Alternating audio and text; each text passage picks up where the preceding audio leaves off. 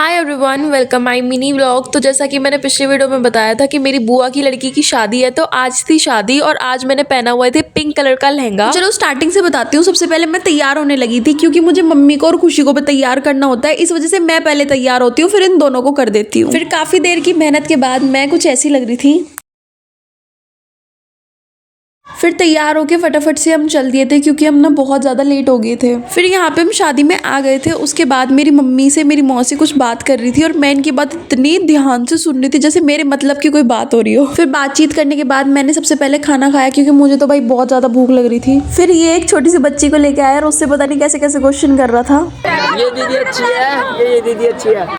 फिर उस बच्ची ने मुझे और खुशी को ध्यान से देखा। उसके बाद बड़े प्यार से कहती है कि ये वाली दीदी अच्छी है। मैंने कहा बेटा गलत बोल दिया, मैं अच्छी नहीं हूँ, मैं बहुत ज्यादा हराम हूँ। फिर यहाँ पे बारात आ चुकी थी और उसके बाद मैं गई थी अपनी बुआ की लड़की से मिलने के लिए। फिर ये यहाँ पे बहुत प्यारी लग रही थी, टचवुड बहुत ज्यादा सुंदर लग रही थी। उसके बाद मैंने इसको पप्पी शप्पी करी, फिर इससे बहुत सारी बातें करी। फिर मैंने कहा अब जल्दी आ जा, बहुत देर होगी तुझे यहाँ बैठे हुए, हम वेट कर रहे हैं तेरा वहाँ पे।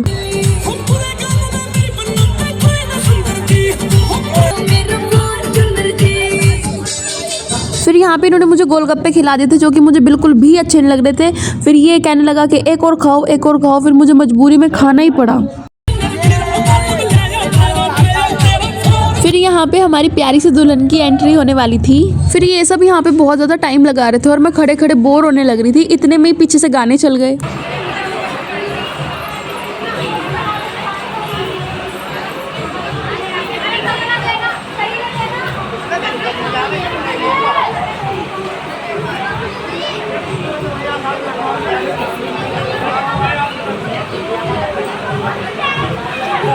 उसके बाद जयमाला होने लगी थी और यहाँ पे मुझे शोभा बहुत ज़्यादा चुप चुप सी लग रही थी। फिर मैंने कुछ उल्टी सीधी बात बोल के उसको थोड़ा सा हंसाया।